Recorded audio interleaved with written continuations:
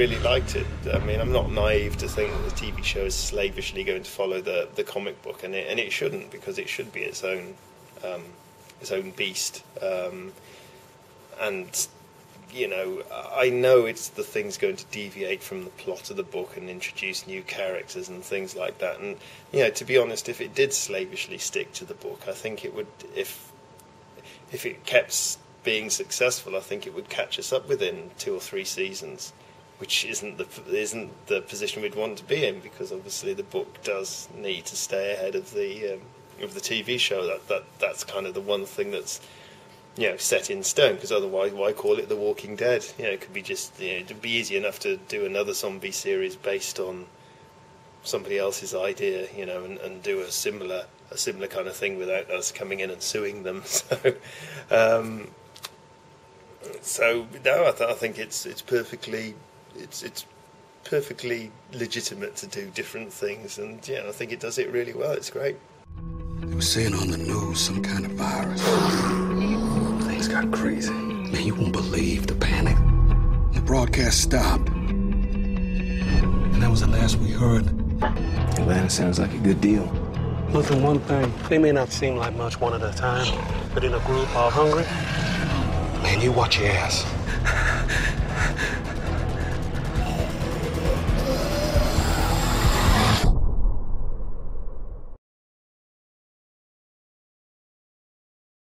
It's yeah, as every year seems to go by, just the mania surrounding The Walking Dead just seems to get more and more and more, and I just keep constantly being amazed by sales figures and things like that. I mean, I did San Diego last year before the show had even come out, and it was crazy enough at San Diego, so crazy that it put me off going again. But yeah, and I thought, I can't get worse than that, because yeah, the show hasn't even come out yet. But obviously now the show's come out and it's proven really popular, and it's, you know, critically and commercially successful. You know, it's just insane.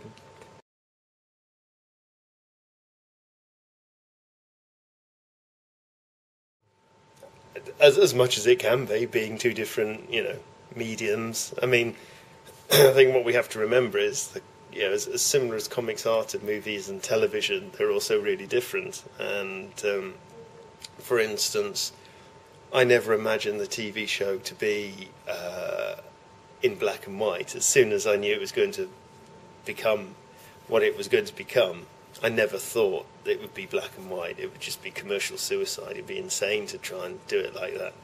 And it's interesting what they've done with the zombies. When I was on set, you know, you could see all the costumes laid out for the zombies, and they all pretty much had the similar colour scheme. Everything was the sort of, you know, taken down to this sort of reddish, brownish, greyish sort of look, which I suppose you could argue with time with the black and white, you know. So, and they kept telling me how inspired they were by the illustrations. So I couldn't see it myself, but you know, they said it. So, you know, I was you know, very, very humbled by what they were, you know, how much influence they were sort of saying that they had for the TV show.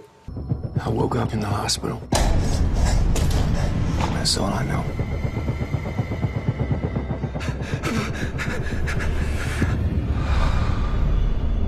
Lori? Lori! Call!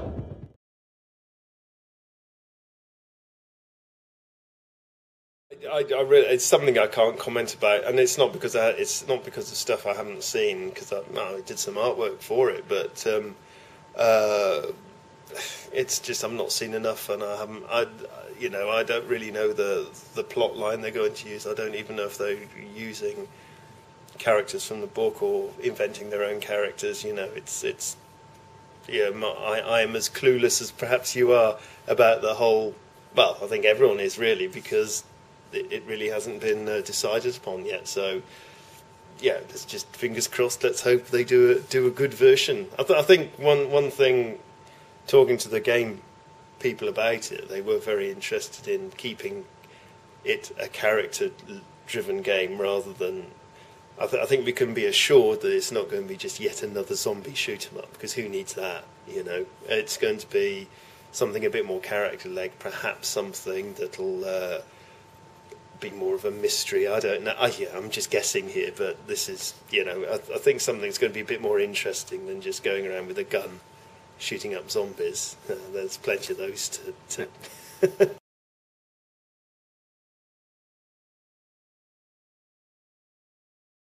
But I think they are the least interesting part of the book, genuinely, because it's the characters that are interesting. It's not the zombies. I mean, the zombies, when you're thinking of different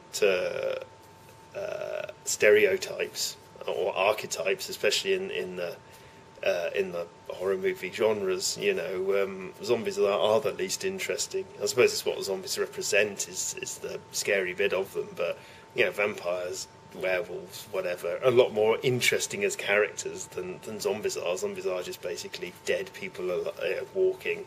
That's it. There's no other character to them. So, to draw them, it's equally not as, I suppose, arguably not as exciting as drawing a human expression, because zombies have pretty much one expression and that's it. But, The Walking Dead itself is a book about characters. And that's what its strength is. So I think anyone that reads it for pure zombie action, I think, would be ultimately disappointed anyway.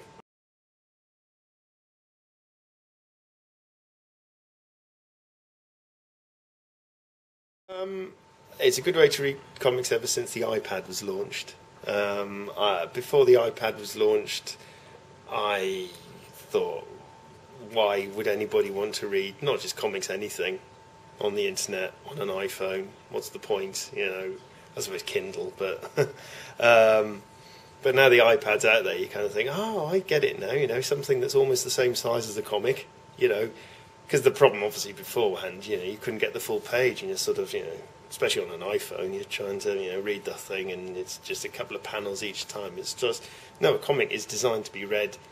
You're designed to see the design of the whole page. It's not. You're not designed. You were never. A comic page was never designed to be told panel per panel. Not specifically for something like that anyway.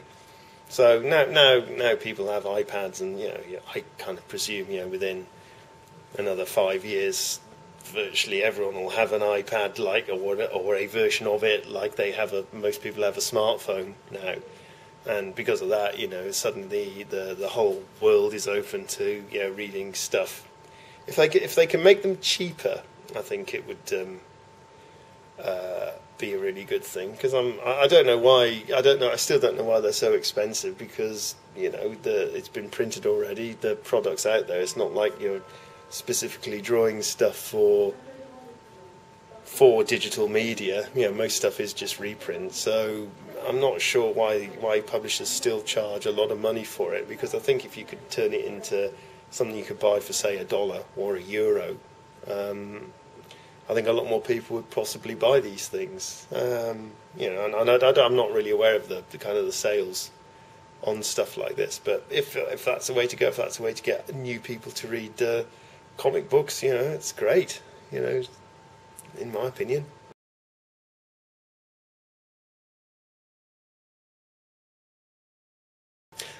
I do, yes, all of which I can't talk about, but yes, there's at least 3 different projects I'm talking to various publishers about, all different stages of development. One is quite far in development as well. In fact, I've done artwork to it and things like that, but it's just finding the time to do them. That's the problem I'm having now, which is it's a nice problem to have, but also a frustrating problem, because I'd love to do more French material. In fact, I'd be more than happy just to carry on doing The Walking Dead and just do, the odd bande dessinée every year, every 2 years, whatever. And if that was the rest of my life, I'd be very happy.